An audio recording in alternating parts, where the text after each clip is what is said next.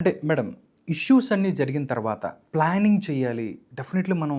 ఎందుకంటే అన్ని వైపుల నుంచి అటువైపు ఎవరైతే ఏదో వాణి ఫ్యామిలీ అటు నుంచి పిల్లలు వాళ్ళందరూ కూడా అటాక్ చేశారు, దారుణంగా తిట్టారు మిమ్మల్ని, అసలు కొట్టిన పరిస్థితి, అంత పరిస్థితి నుంచి కూడా అసలు ముందేమన్నా ఆలోచించుకొని ప్లాన్ చేసుకొని ఇవి చేశారా, లేదు సిచ్యువేషన్ జరిగిన తర్వాత మనం ఇలా కలిసి నడవాలి అని మీరు అనుకున్నారా? సిచ్యువేషన్ జరిగాక మేము కలిసి నడవాలనుకున్నాం, కలిసి నడుస్తున్నాం. ఆ విషయం వాళ్ళకి తెలుసు. అన్నీ తెలిసిన తర్వాత మళ్ళీ ఇవన్నీ వాళ్ళు డబ్బుల కోసం ఇల్లు కోసం ప్లాన్ చేశారు. ఓకే, అవన్నీ బెడ్స్ కొట్టాయి.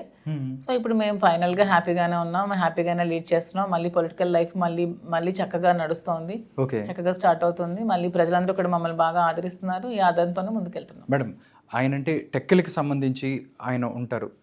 ఫ్యూచర్లో రాజకీయాల్లోకి మీరు కూడా వచ్చే అవకాశం ఉందా? ఎందుకంటే అదే ప్రెసెంట్ రాజకీయాల్లో ఉన్నట్టు అతను ఉంటే అతను వెనక నేను ఉన్నట్టే కదా. అట్లా అంటారా? అంతే. ఓకే, అంటే ఎలా ఉండాలి, ఏం వెళ్ళాలి, ప్లానింగ్ ఏంటి ఆయనకి ఏమన్నా మీరు అలా ఏం లేదు. అతను పొలిటికల్ గా నిల్చోవాలి, అతను నిలబడాలి, మళ్ళీ ప్రజల పక్షాన నిలబడాలి. ఇతను లాంటి నాయకుడు ఖచ్చితంగా ప్రజలు కావాలి. ఓకే.